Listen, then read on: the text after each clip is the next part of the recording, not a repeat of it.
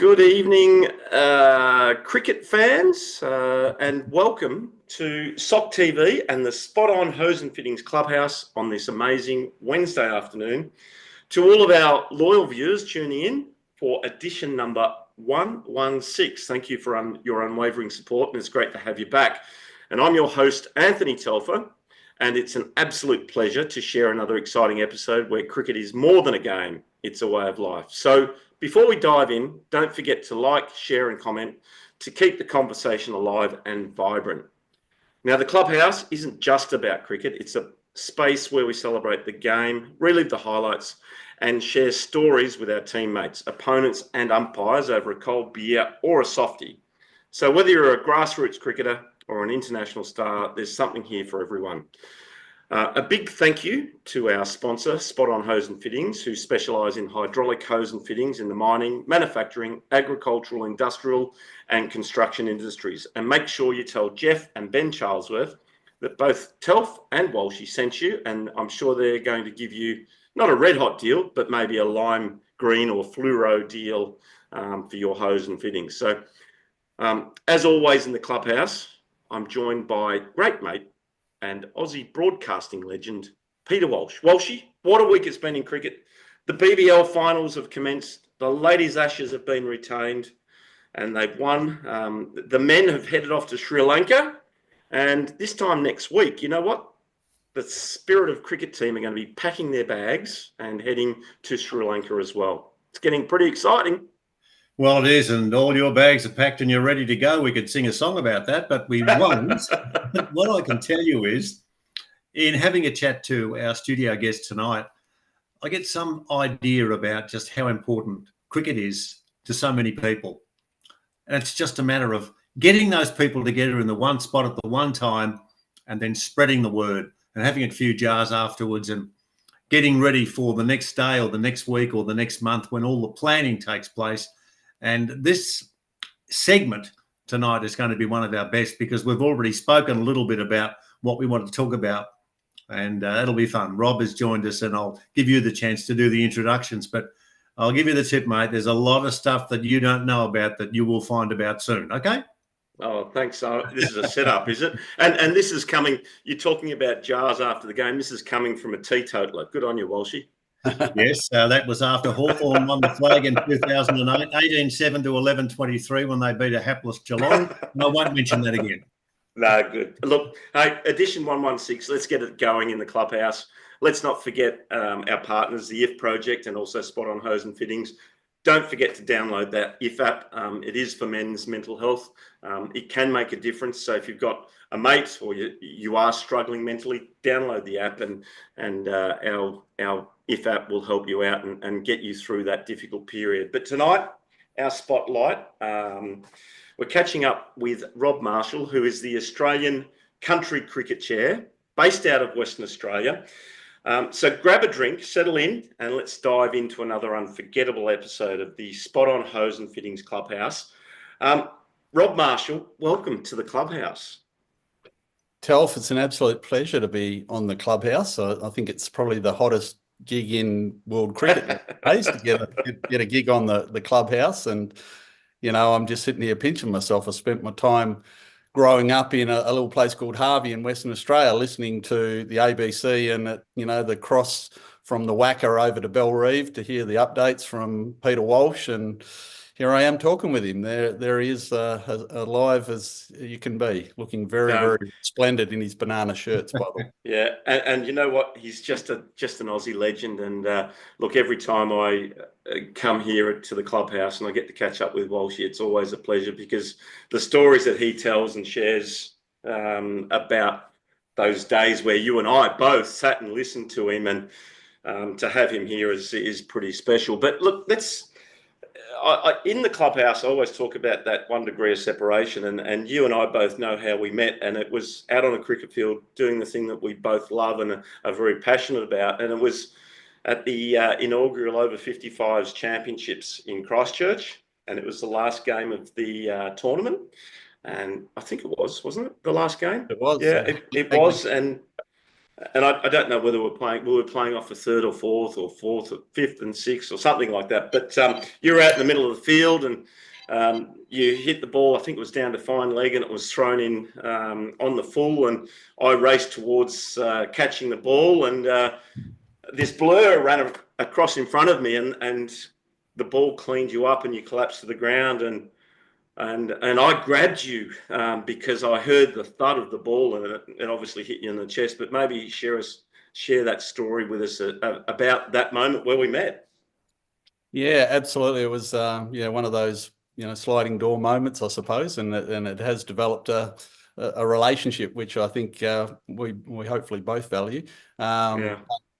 Yeah, I'll slightly correct you. It was a nice little tuck backward a point. But those who know me know that that's where I play most of my shots. I wouldn't have anybody on the leg side for me personally, but anyway, I'm saying. So it was a backward point and ran one and come back for the second and wasn't watching the ball, looking to make my crease and it thudded into my chest. Look, at the time, it just brought about a lot of revealed a few scars of the past, I suppose, in that moment, because then we might get more into it at some point. We will later on, yeah. I've previously had 2 major heart attacks on a cricket field, and it was not the place. So I'm sort of one of those guys, I'm sure some of you those who are tuning in or yourself have played cricket with guys who constantly get hit on the fingers when they're batting or constantly get hit on the thigh or whatever. I'm one of those dudes that just gets hit in the chest all the time. And when you've had 2 major heart attacks, it's not a good place to get hit. So it was an unfortunate moment. My beautiful wife Jackie had to witness that, which was really tough. And she came out onto the ground. She tells the story. She looked at 11 South Australian cricketers who were sort of thinking, oh, you should be all right. And I was even saying, oh, I think I'm okay. And she said, nah, you're off. And 11 South Australian cricketers just went, whoa, and moved backwards. So, but she absolutely did the right thing in that moment, and very scary for her having to witness that, having been through what I'd been through previously. Yeah, exactly. And look, that's how we became great friends, Rob. And we've stayed in contact since Christchurch, and we'll continue to stay in contact with what you're doing with country cricket, and obviously what we're doing with the spirit of cricket and our brand, and obviously supporting veterans cricket, not just here in Australia, but all around the world. But it's not about that tonight. Tonight's not about that episode out on the cricket field, even though we've become great mates. It's about your cricket journey, and I'd like you to maybe touch on your cricket journey and how you first became involved in the sport, and obviously living in rural WA and what that was like. Yeah, so I was one of the fortunate ones that grew up in a rural town where community's everything, and a sport like cricket, tennis, in our case, AFL being from WA, almost the town revolves around those sports. And I was probably more fortunate to grow up in Harvey, where I'm from, with a dad who was a local legend of the sport. I was telling Walshy earlier, clearly could have gone to much greater heights than what he did, but just chose for various reasons, mostly to do with business, to stay in his local community rather than go to Perth and potentially play for WA or possibly Australia. That's how good he was. Very, very fortunate that I arrived. I was the last of 5 to arrive just after Dad had put in a turf wicket in our backyard. So I grew up being able to practice on a nightly basis on a magnificent turf wicket that Dad rolled every day before he went to work. And so idyllic lifestyle. Grew up in a street that was full of kids around my same age. So cricket, football, tennis, basketball, the 70s and 80s, living in a place like Harvey, Western Australia. I can't think of anywhere else better in the world, to be honest with you. So yeah, bit conflicted. My mum was a fantastic tennis player. So on a Saturday morning in a place like Harvey, which only has a couple of thousand people, Mum would have 100 kids over at the Harvey Tennis Club teaching tennis, and Dad had 100 kids over at the cricket grounds teaching them cricket. So wasn't unusual for me to go out, knock up a quick 50, race over, have a couple of sets of tennis, and then come back all 8 overs. So I did that a few times over the journey. Wonderful stuff. Wonderful place. Yeah, and so that was the early days in Harvey. Where did you go? You obviously chose the cricket path as you grew older. I'm sure you can still swing a tennis racket because Mum would have made sure of that. But playing country cricket and obviously playing against some amazing cricketers from all around country WA.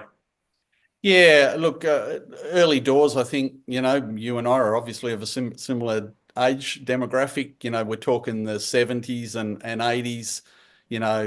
Here in Western Australia, we had the likes of Lily and Marsh and Kim Hughes and guys like that I just absolutely idolised. And I've said it a few times, I don't think for 1 minute in late primary school or into high school that I doubted that I would play for WA alongside those guys or for Australia.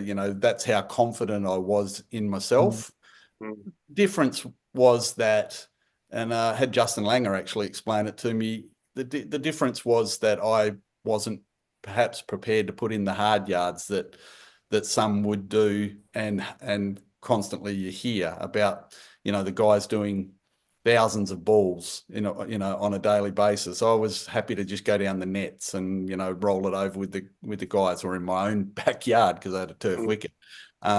So I look back now and probably have a few regrets that I didn't push myself harder, but I think in time I realised very quickly I was never going to make it at that level. So I had opportunity to go and play in Perth, but for various reasons, again, probably a repeat of Dad's history, I decided to stay in the country and play for my business reasons that I had. And whilst there's that side regret of what if I'd gone to Perth, maybe had tested myself, got some better coaching or a good coach, I now go, but what a hell of a journey I've had. And, 33 senior country weeks, that's a lot of playing tough, hard cricket. And Walshy and I were talking about it before. He was reflecting on somebody he knew from his time playing country week cricket in Ballarat. They're the sort of people I grew up with, and so to stay the salt of the earth of country cricket in Western Australia, and I love it absolutely. Yeah. And a perfect throw by introducing Walshy. I know that he wants to ask some questions about those days, so I'm going to handball straight to him without notice. Telf, thank you. Now, over your right shoulder, Rob, when we were talking before we started our segment, it looked from where I'm sitting, and I'm a fair distance away, it looked like there was a cricket book there, and I was trying to work out whose face it was on the front of the cricket book, and you were quick to be able to tell me that it was your dad, Arthur Marshall. And I just like to know, is that where you got that spark? Is that where you thought to yourself, I want to play the best level of cricket that I can. I've got a dad who can play the game pretty well, and we talked about your mum with the tennis.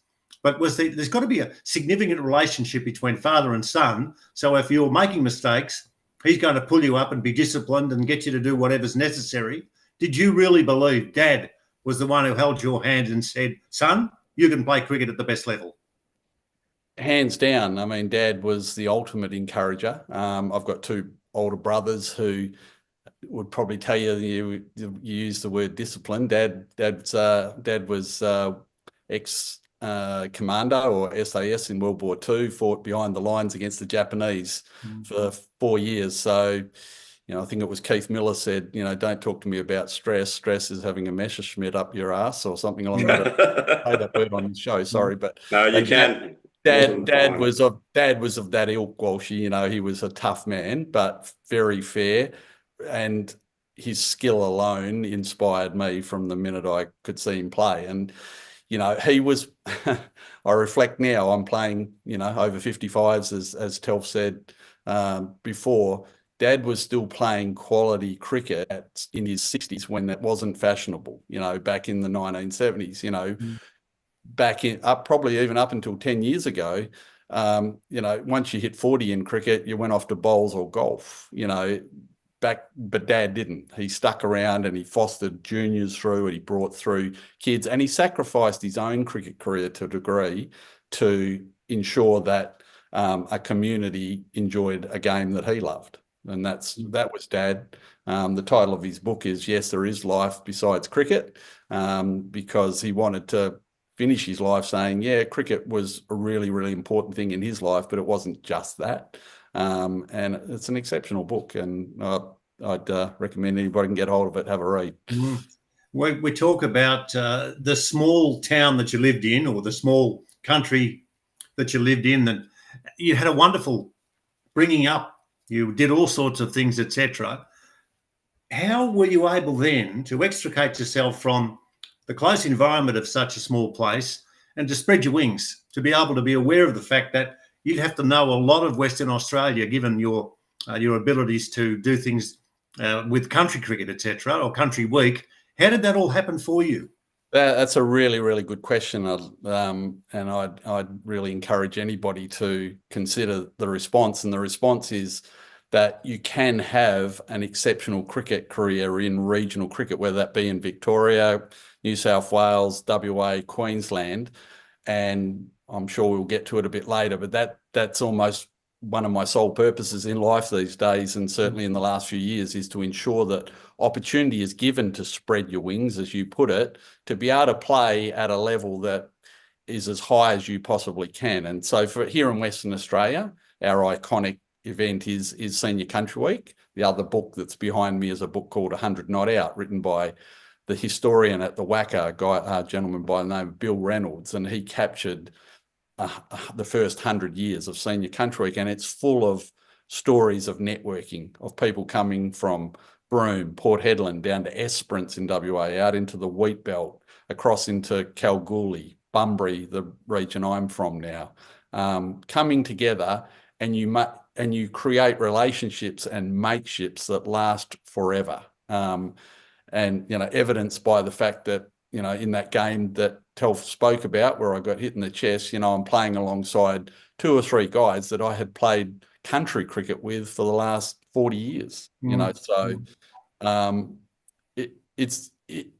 one of the things. It's such a good question, Walshy. Can you spread your wings in a cricket sense in regional cricket in Australia? The answer is absolutely you can. You may not end up debuting on the MCG like a Sam Constance or whatever, but you might walk out and play at the Australian Country Cricket Championships and you be almighty proud to wear the colours of your state. How have you been able then to make the change from being a competitive person with a cricket bat in hand, etc., but then also to nurture those who are looking for guidance when you are an administrator, a very highly credentialed administrator, the cricket chair out of WA? Was that a hard transition? It wasn't really, because the other part of my life, a bit like Dad, there is another side of life besides cricket. Is I'm a serial business person, so I've grown up running my own small businesses, and owning my own small businesses. So I think, if I can tangent for a moment, the fabric of Australia to me is around sport and small business. That's a bit biased, obviously, but small business owners have to learn to be able to work with others very quickly, or you won't exist. So for me to transition into, as you put it, administration, well, I hope I'm able to do that quite well, and I enjoy. It's not something I shy away from. I'm willing to tackle hard scenarios and hard questions, and try and do that in a sensitive way to hear everybody's voice. Sometimes, as an administrator, we get it wrong, but I'm hoping most of the time we get it right. I did say to somebody the other day, that's sometimes you've got to make the decision, because that's why we get paid the big bucks, even though I haven't actually seen anything in my bank account. All right, just a quick one from me before we go back to Telf. Where you are sitting right now, and you're looking ahead to, I'm not sure what the weather's going to be doing in Perth, and I'm not sure how hot and dusty the Country Week's going to be, but you haven't got complete control. You've got to have the grounds, you've got to have the weather, you've got to have the players, they've got to have the dollars and cents, etc. It's a massive undertaking, as Telf will tell us. It just doesn't just click the fingers and all fall into place. There's a lot of work. Absolutely, and yeah, my admiration. I think I shared on Facebook recently for Telf, and what he's doing is at a whole nother level, because he's taking it to other countries. Here in WA, we just got to organise ourselves in our own state.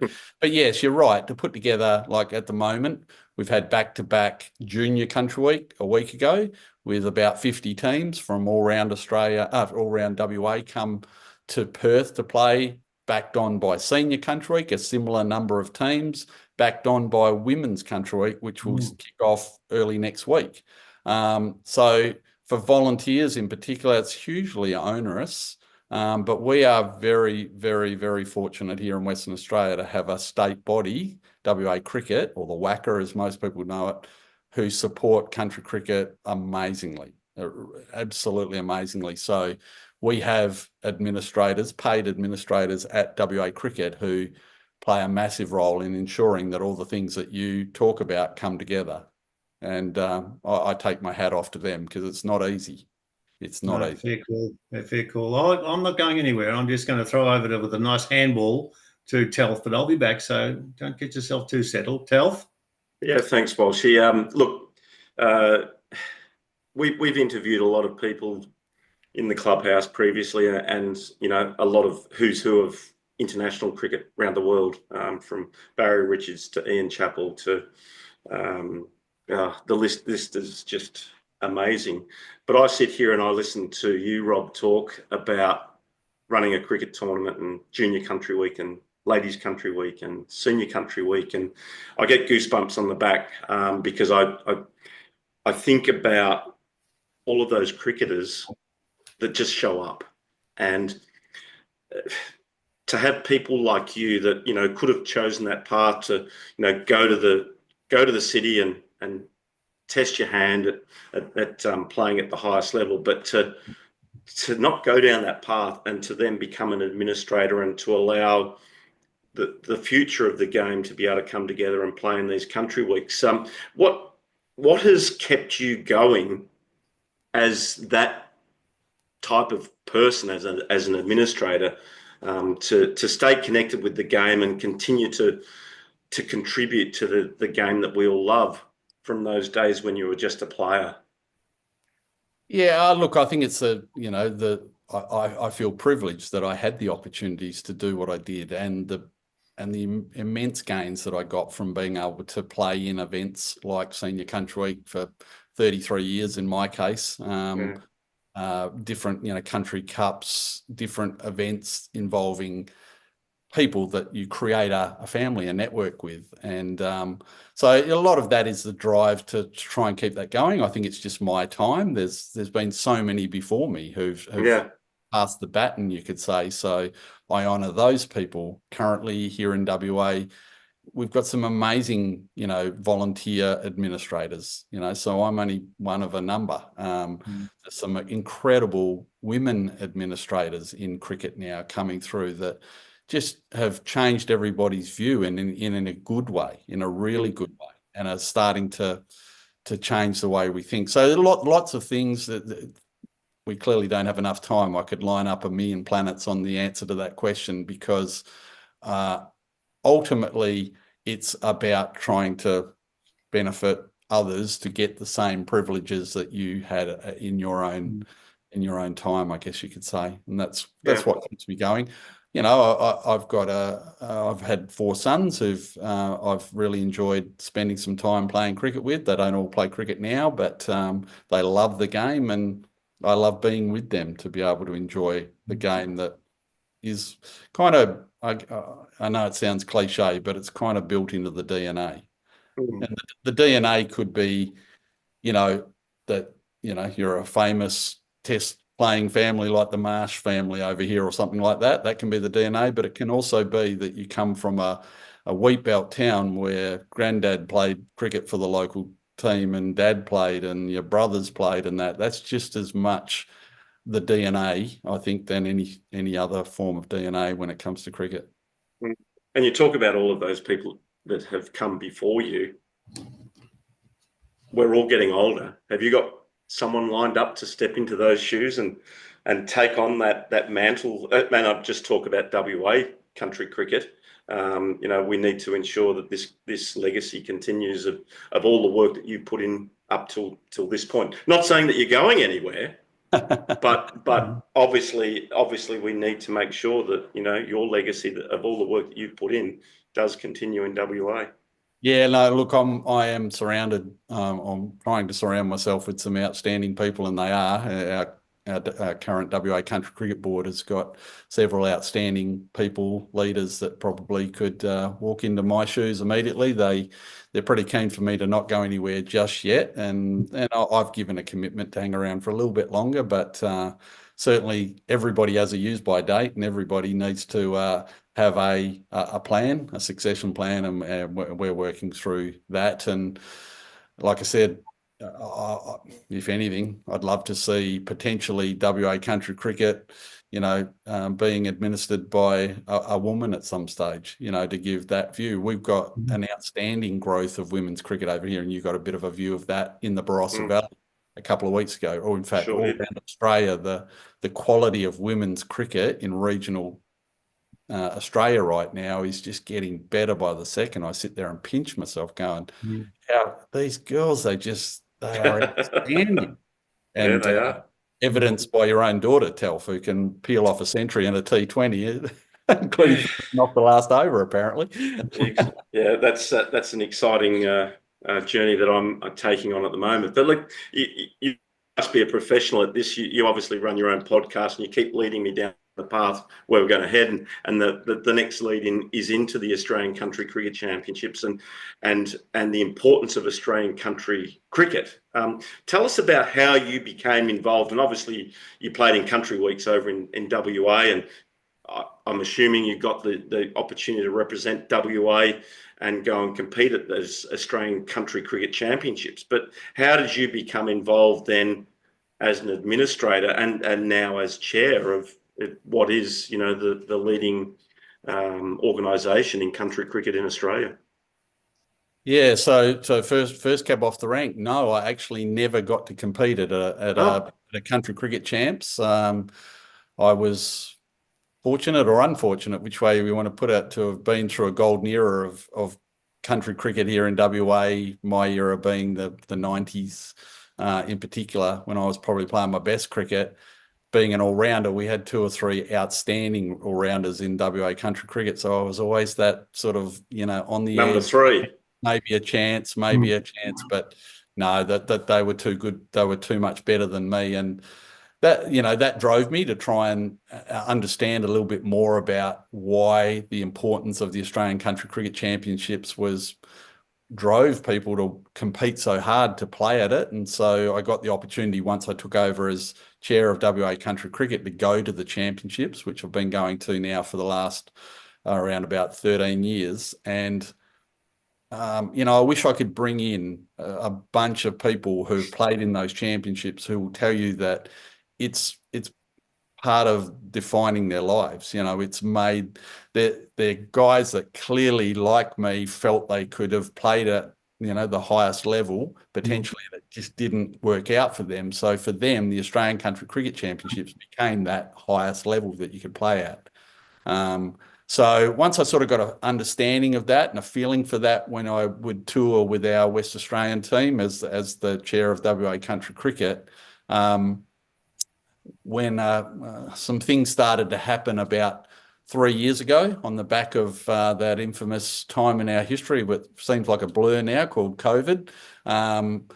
Cricket Australia came to the likes of myself and announced that the Australian Country Cricket Championships was one of the I guess you could say, subsidiary events that they couldn't fund fully any longer, and announced that they were withdrawing about 2/3 of the funding, and probably worse, they wouldn't be able to provide human resources to run the carnival, which is a major, major event every year. So effectively, this was 2022. We got the word only about 2 months out from the carnival that the funding was being withdrawn.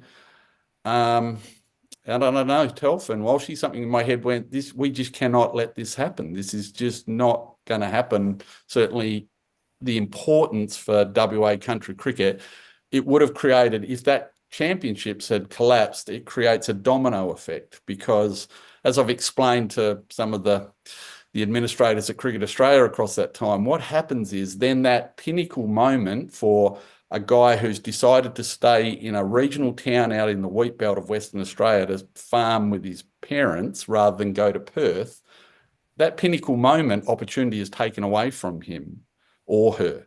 And so then got no option but to go to Perth and play. And, you know, the majority of country cricketers aren't going to play for Western Australia, so they spend the next 10 years playing seconds or thirds in Perth. And that's no disrespect to the Premier Cricket scene in Perth. It's a fabulous scene, but suddenly a community has lost that young man out of their community, all because Cricket Australia said, we're not going to fund this any longer. So to their credit, I was able to rally a number of chairs of country cricket around Australia, James Lang in South Australia, Kevin Maher up in Queensland, Paul Marjorie Banks in New South Wales, and Kelvin White in Victoria, and brought them together at what was looking to be our last ever championships in Canberra, and basically said, we're going to find a way, you guys. We've got to find, I don't know what, but we've got to find a way. And what we landed on was that we had to go back and convince our state bodies that this thing had to continue. And to their credit, the Sackers, the Whackers, the Cricket Victorias of this world went absolutely. So they've picked up the shortfall that Cricket Australia has been unable to supply to us. And I want to reference the fact that there was understandable reasons why Cricket Australia was doing what it was doing. I have no necessarily hard feelings towards them. It was just simply a time when funds were short. If anyone from CA is watching right now, I'm just referencing the fact we've just had, the most successful test series in just about in history with numbers, and you could expand that out into the BBL. If you want to come knocking on our door with a little bit more funding again, we'd be very happy to hear from you. Yeah, thanks for that, Rob. And I'm sure that you'll probably go and bang on their door before they come to you. I can guarantee you that that's what's going to happen. So as you elaborated, your role within the Australian Country Cricket Championships evolved by being part of the WA team, and then evolved as a representative on, I guess, the board. How did it come about that you took on the role as chair? Was that because of the fight that you put in place to rally the troops, and they said, hey, this guy's a leader? Is that what happened? So I guess it helps. You talk about being, coming on as the chair of the board. It probably helps if you are the person who creates the board. So there was no Australian Country Cricket Council, as we're referred to, until that moment in Canberra, when I basically positioned the other state chairs that we needed to create, as we call it, a council to be able to collaborate together to ensure that this amazing championships didn't go into the mire. So I wasn't positioning myself in the role, but very quickly the others nominated me as chair. So I took on that role and have been in that role since.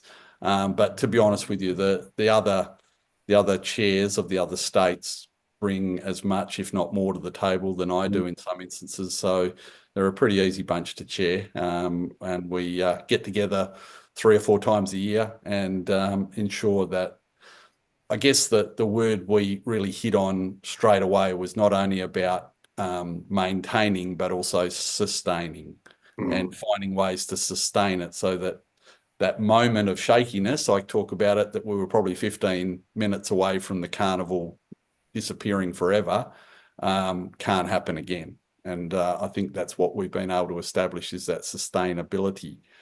So as you were witness to, you just saw it in action out in the beautiful Barossa Valley of South Australia, which it will return to next year for our women's, where we've made a bold move and decided to try and give women's cricket the prominence it deserves, to have its own carnival, and the men have a separate carnival. And the men get to come to the magnificent Busselton Margaret River region of Western Australia for the next tournament. So Fantastic. We seem to be spending a lot of time at these championships in magnificent wine growing regions. I don't know if that has something to do with the administrators as well, but just saying. So maybe they'll end up in the Hunter Valley in New South Wales and the Yarra Valley in Victoria. But look, country cricket now is obviously in great hands with you steering the ship, and obviously with all of the state bodies that have jumped on board. Walshy, you'd have to agree, country cricket is the fabric of country life. Oh, look, without doubt, I was mentioning to Rob beforehand about one of my biggest thrills as a youngster growing up in Ballarat was when Country Week cricket came around. And there was a guy that played, I think he played for a place near Kilmore or Kyneton, but his name was Henry Gunston, and he was called the Bradman of the bush. That's it. Now, this is no credit to me because I had to look this up, but the story about him and how well he produced over 120 centuries when he was playing, everybody went to a little spot called Victoria Park on the way out of Ballarat as you head towards the Burrumbeat racecourse. And there it was with about 13 or 14 Malthoid wickets. And once cricket was on and Country Week was on, it was sensational because the Lake Wendouree was just across the road where they had the 1956 Olympic rowing championships there. And you jump in the lake afterwards because it did get warm occasionally in Ballarat. But the reason for mentioning that, I knew then as to how important Country Week cricket was to all of those small towns who had a cricket team. And they wanted those players to go out and get their names in the Ballarat Courier the next day because they might have taken a wicket or scored some runs. And my question to you, Rob, as we head back to Telf, when you clamber out of the cot, say on a Monday morning, and you think to yourself, right, have you got a duty statement? Do you know exactly what you have to do? Or do you have to just chase and get on social media or make sure everything is switched on as far as your life as an administrator is concerned? Another great question. I'd love to be able to give the politically correct question and say we've got, from a country point of view, I've got it structured perfectly and it runs smoothly. But no, it's country cricket, so you've got to think on the run constantly. We've had events already with Senior Country Week this week. We didn't bank on it being 41 degrees nearly every day in Perth. So we've got to sort of then unpack, duty of care with extreme weather policies and that. So there is a lot of on the run policy, to be honest, Walshy. I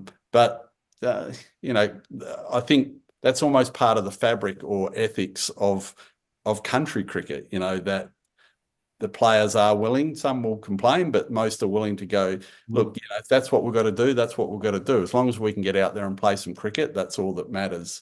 I loved you reminiscing about Malthoid wickets, maybe just for a second, for anybody under probably the age of 30, we better tell them what a wicket was.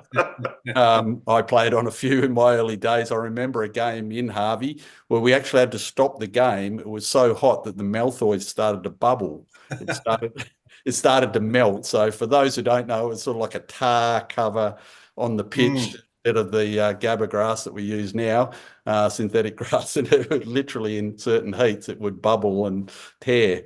I played another game where my dad went out onto the ground and him and the opposition captain agreed on holes that had been created in the wicket because of the bubbling, and they designated them as live holes or dead holes. So if it hit that hole and you got out, you weren't out, So that's the sort of stuff country cricket's I've grown up with, I reckon.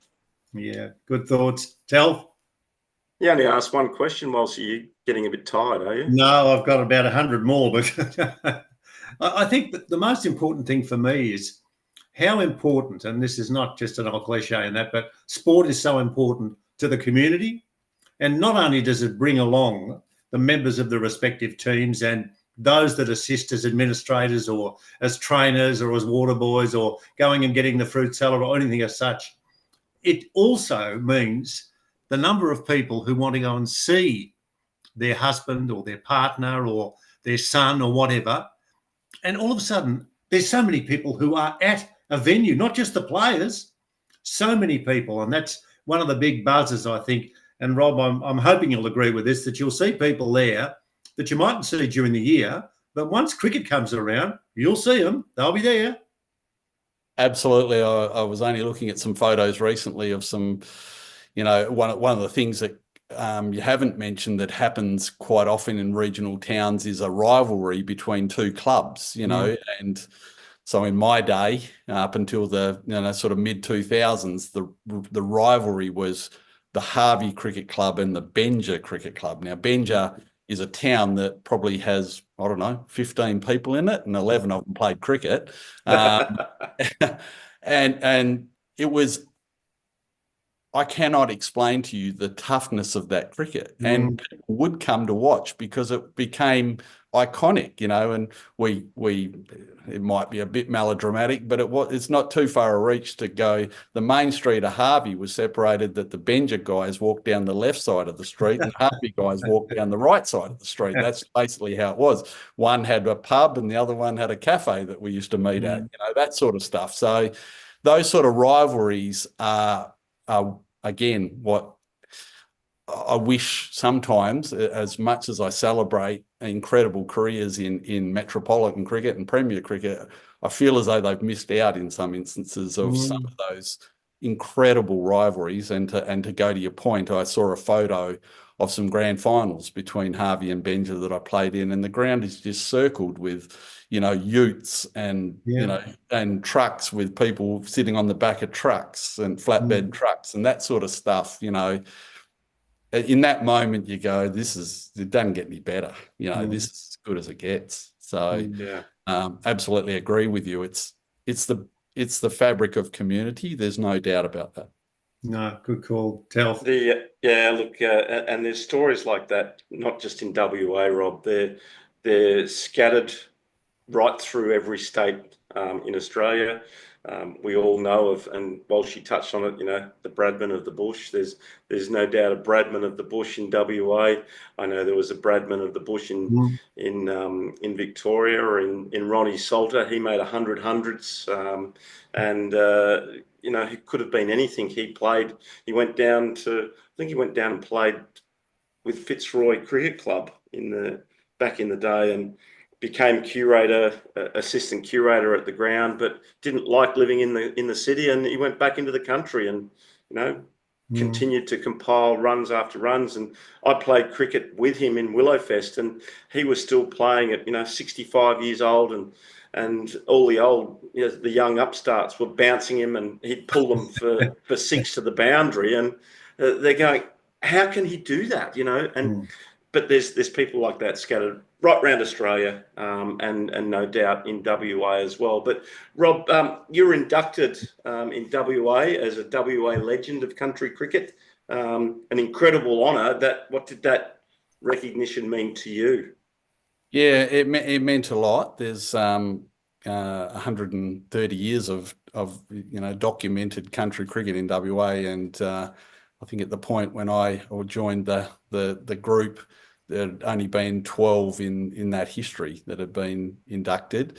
There's a number of criteria around it, including longevity in the game in country. So obviously that came to me because of the longevity side of it. So playing 30 plus country week cricket tournaments, which is a hell of a lot of cricket. That certainly put me in good stead, I suppose, for that award. But some of the legends, the Bradmans of the Bush, I was pointing at Dad, obviously he was one of them. I've got in the book behind me is documented a match where he played back in the day at Senior Country Week. They would play in the 50s to a conclusion rather than limited overs. So the team batting first might bat till tea time and then try and bowl the other team out. And that's how it was played out. In one match, Dad made 100 in batting first, then went out, bowled North Midlands out, took 8 for, and then put him in for the outright and took another 8 for. So he made 100 and took 16 wickets in a day. There possibly was seasons where I didn't do that in a season. Names like Glenn Deering are iconic here in WA. Tuck Waldron, Craig Tonkin, so many cricket names that I could rattle off that are just, when we talk about them, we talk about them in almost in hallowed terms, because they represented their community in a way that was beyond just, making runs and taking wickets. They were exceptional humans as well. Tuck Waldron, for instance, went on to become, a leading politician in West Australian politics. And so we're proud of those sort of names and people. But to answer your question, to become to be named a legend, it was very humbling, very, very humbling. And I suppose some small reward, I guess you could say. And look, one last question before I let the guy in the banana shirt at you. Chair of Australian Country Cricket Council, Chair of Country Cricket in Western Australia. What are the biggest challenges in country cricket in Australia that Rob Marshall sees as something, as a priority that, one, you as an administrator need to address, but two, you need to take it to CA to gain their support to make sure that country cricket continues? Infrastructure is a constant battle. If I just localised it to WA to start off with, probably the biggest challenge is population movement. So again, referring to the book behind me that is written about 100 years of the first 100 years of WA country cricket, it's full of stories from iconic players and clubs from out in the wheat belt region of WA. In the wheat belt region of WA these days, towns are ghost towns. They're just not there. More farmers are walking off their farms, those sort of things. So to be able to maintain cricket in the true heartland of regional WA is something we fight for very hard and try to find ways and avenues for that to exist.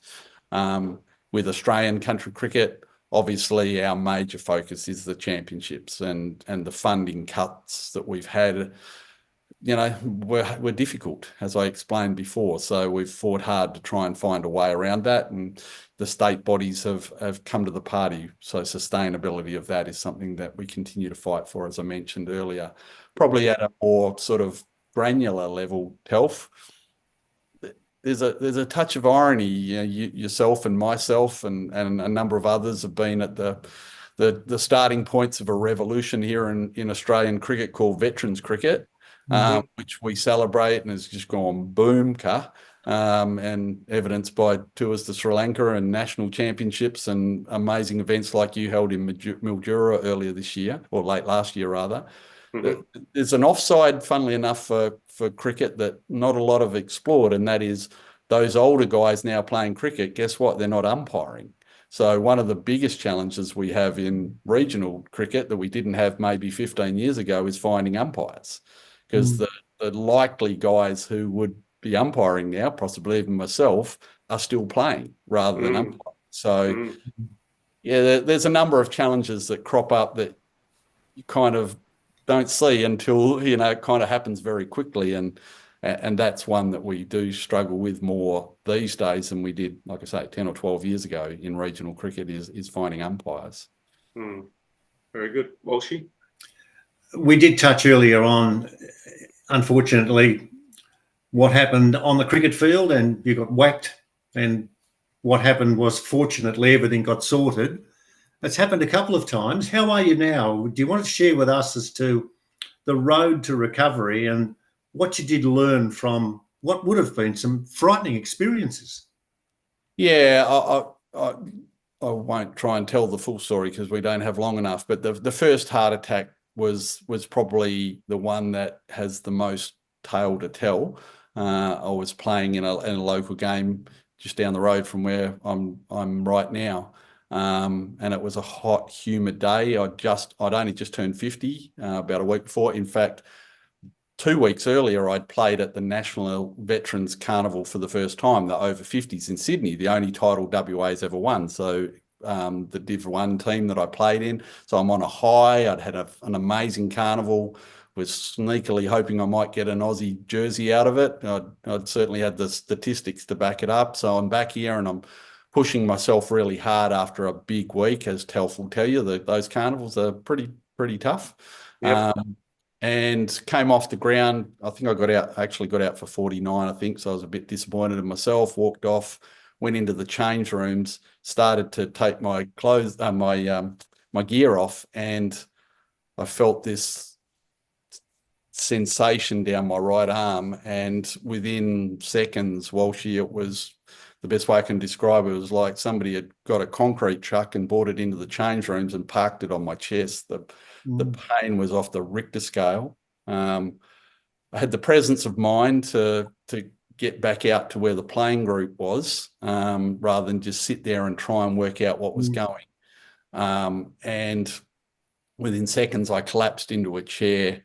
I'm told later from some that were there, I went a colour that you can't explain, that doesn't exist. Well, it does when you're having a heart attack, apparently. And bottom line is they couldn't get an ambulance for various reasons. So a dear friend of mine who'd played a quality cricketer, actually played in the Australian Country Cricket Championships, a guy named Peter Shine, was there, bundled me into his car and bolted like a bat out of hell for the Bunbury Hospital, which was about 20 minutes away.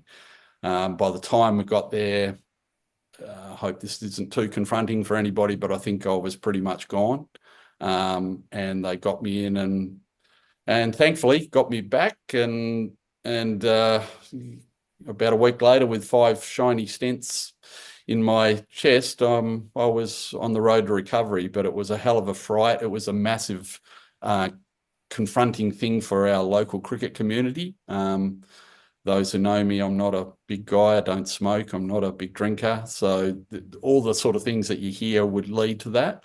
I'd had what I found out later to be what's called the widowmaker heart attack. So the sort of heart attack that perhaps I'd suggest maybe Warney had in his room. And the facts are the clock starts ticking. So the minute that initial pain kicked in, I probably had 35 to 40 minutes, I'm told, to get to a hospital, and I got there in about 25 to 30. So another 5 minutes and I'm not having this conversation with you right now. The second heart attack was one of the most bizarrest things in probably world cricket, if I can put it that way. I was actually playing in a trial match for the national championships in 2019, which were here in Western Australia, the over 50s. I think you played in that, didn't you, Telf? I did. So we're playing in Perth at Burrendar, quite a famous oval up there, Willetton's home ground, and I was batting, and I was up the non-strikers end, and the striker hit the ball out to cover as a right-hander.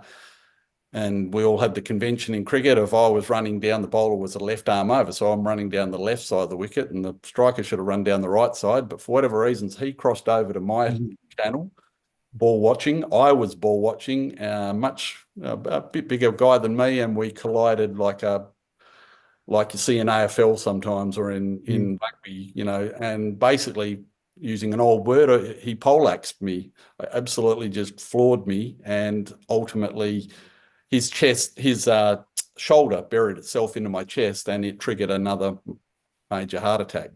Again, through the grace of God, I just happened to be right next to major hospital, and they got me there again just in time. I think that the pain of that one was even more violent than the first one. So right place, right time, I guess you could say. And certainly I found out later, initially they refused to believe that the impact that I'd had would cause the heart attack. But I refused to accept that response, because I said if it was just random, then I'm walking around with a time bomb in my chest. A bit more research revealed that there's 7 other cases worldwide of men colliding in sport and triggering a heart attack. So I'm number 8, apparently. Yeah. Well, that's 2019. So 5 years ago, or coming up 6 years. What does it say about your health now? How are you feeling? And is there any doubt in your mind that this is over now? You've had 2. You can't look into a crystal ball and say, oh, there's definitely another one that's going to crop up. How's your mindset? Yeah, look, really good. Really, really good. I feel fabulous. I I've got lots of preventative measures, you know, a round of tablets that I take every night to ensure that the sustainability of what's inside me is keeping me alive. But no, I feel really good. I changed a lot of my habits, especially around eating. I got some coaching around how to eat. Even though I wasn't a big guy, I relearned how to eat, and that was an interesting journey, and it's clearly made an impact on my health in other ways as well, in a good way. So yeah, feel really good. I guess the thing that I won't say I'm proud of, because there's nothing to be proud of, but my incident here in regional WA triggered a sudden urgency to have defibrillators at all grounds in regional cricket now, which most grounds do. And you know, I'm witness to the events that I go to with the WA the Veterans Cricket Carnivals, where there's preventative measures. And it's also opened up, Walshy, the opportunity for me to speak to older cricketers in particular about what happened and why you need to look after yourself. And you know, and a classic example is that there's no doubt that first heart attack, there was a number of things that probably brought it together, but it included pushing myself too hard on a hot, humid day, not enough drinks, not, you know, basically looking after basic aspects of your own well-being. Yeah, thanks for opening up and being so candid with those thoughts, Rob. Back to you, Telf. Yeah, look, it's an amazing journey, and we had a situation, Rob, and I can't remember if I shared it with you, but we had a guy in our over 60s team. I wasn't there, which I'm not sure whether that's a good thing or a bad thing, but he had a heart attack, came off the cricket field and was, you know, feeling a bit funny, and went into the change rooms and collapsed in the change rooms, and we had a defib there, and I think he's had a quadruple bypass in the last week. And we talk about vets cricket and how it's actually saving men's lives, and it's not just you know, because we're out there and we're, you know, being active, and we're sharing stories on the sidelines with our mates and making new mates, and it's great for mental health. But we think about, if we weren't playing cricket, and what would we be doing? We would potentially be in the garden because the wife wants us there working in the garden. And I can guarantee you that, you know, we'd have to be working just as hard as what we are on the cricket field. And we don't have defibs in the garden at home.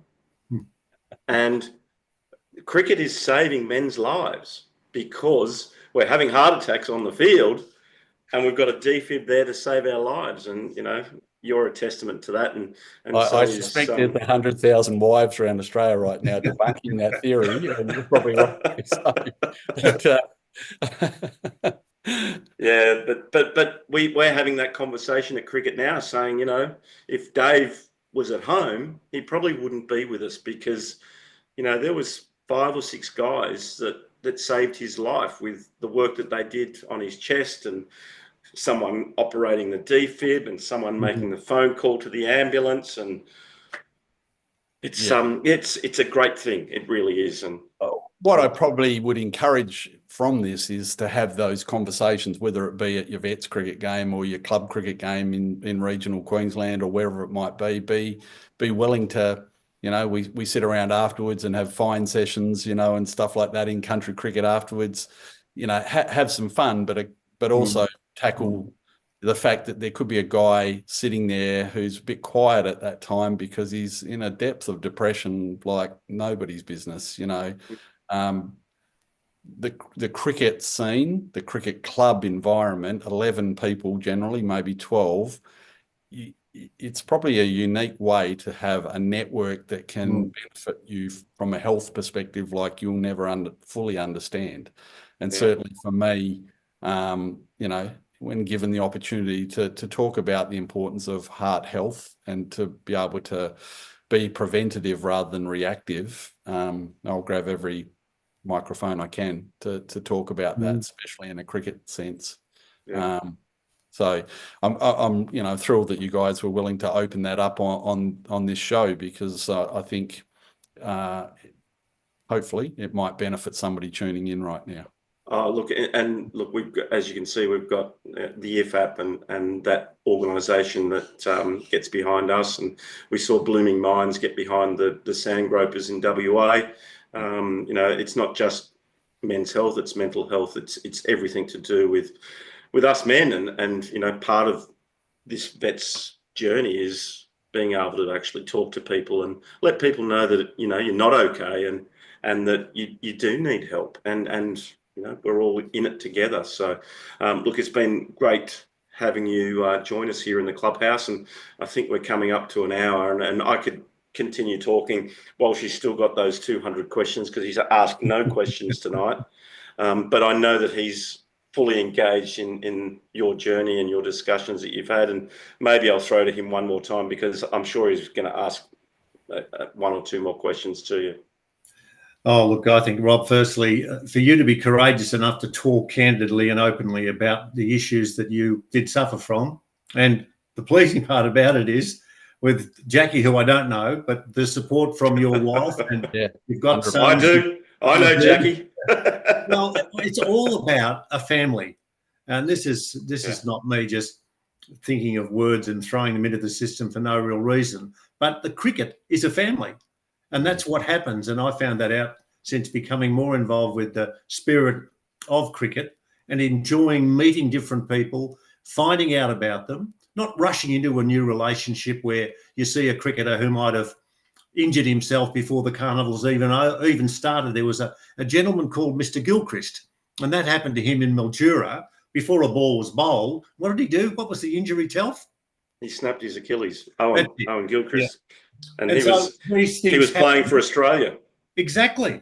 And so I think pointedly, I say sport has been extremely beneficial for me, not just as a competitor, but my trade is talking and getting to know people like the people that I'm talking to tonight. And that's something very special. And the part that I have to do one day is go to Western Australia and not just go to Perth, because there's Bunbury and there's Albury and there's Gloucester Park.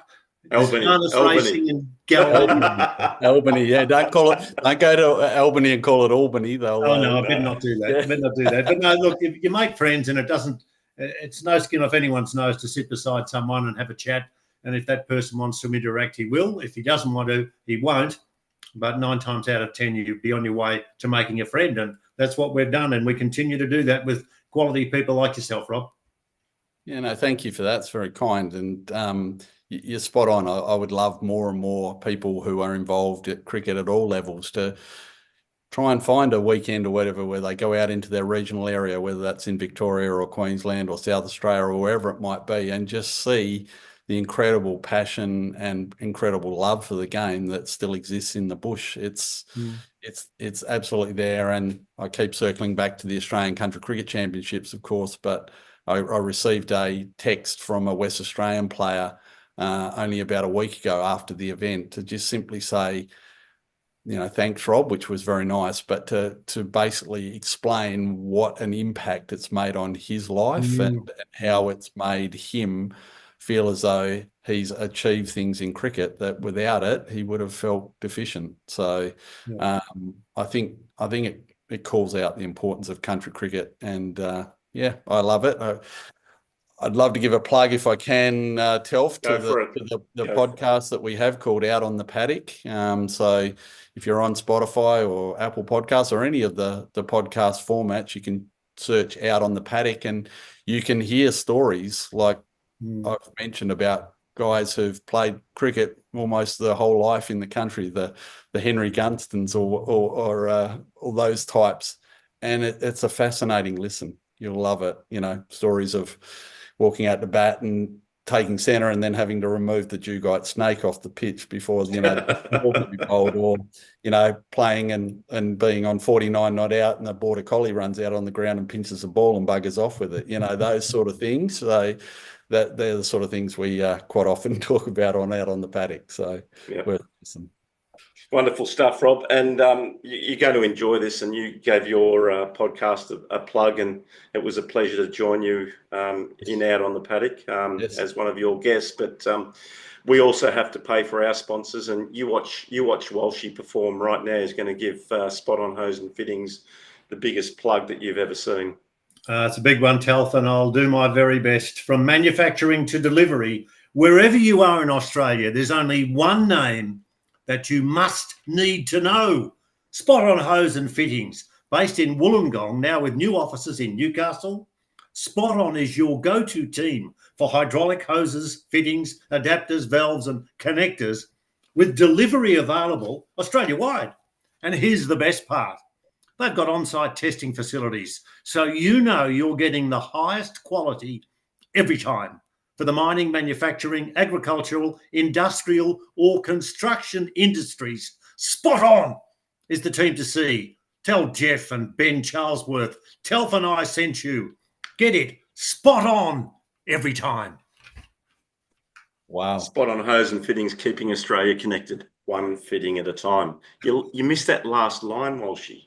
No, there's nothing else on here. What does it say? Live streaming at its very best. Hey, Rob, it's been an absolute pleasure having you here tonight. And always, Walshy, it's always good to catch up with you. But look, thanks everyone for joining us tonight in the Spot On Hose and Fittings Clubhouse. If you've enjoyed tonight's episode with Rob Marshall, Chair of the Australian Country Cricket Council, where we've dived deep into country cricket in Australia, we'd love you to like and share and spread the word about country cricket. Share it with your mates, and let's keep the spirit of cricket alive and thriving. Big thank you to Rob for his insight forward to next week's episode. And here's one for you, Rob. We're catching up with an absolute legend. You think there's three legends in the clubhouse tonight?